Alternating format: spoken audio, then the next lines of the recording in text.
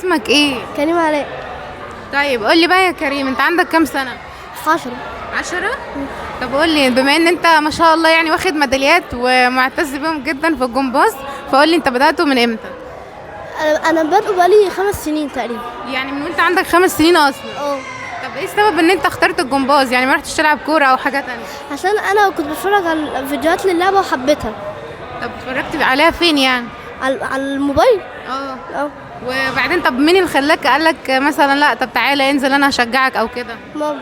يعني هو الموضوع بالنسبة لك كان فكرة في البداية وبعدين انت كملت عليه يعني. بتتدرب كام يوم في الاسبوع؟ 4 4. وساعات 5. طب حلو، طب ليه انت بتتمرن ايام كتير؟ علشان الحاجات اللي علينا بتبقى صعبه، فكل سنه بتبقى التمرينات اكتر. انت ليه اصلا بتنزل في ايام المدرسة؟ يعني مش قطعت فترة الدراسة؟ عشان يعني الدراسه مهمه والجمباز مهم، فانا بحاول اوفق ما بينهم. بتحاول ان انت تظبط ما بينهم هما الاثنين. طيب نفسك تطلع ايه لما تكبر؟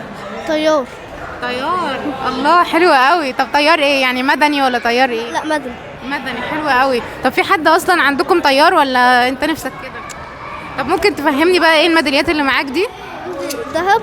ايوه. تحت 7 اه. بطولتين، وتحت 8. معلش عيد تاني. عندي تحت 7 بطولة، وتحت 8 بطولتين، اه. وتحت 9 بطولتين، وتحت 10 بطولتين، وتحت 11 بطولتين. طيب تحب تقول لماما ايه بما ان هي اللي شجعتك على الجمباز؟ شكرا يا ماما على التعب اللي انت عملتيه معايا. شكرا، احنا بنشكرك جدا. شكرا.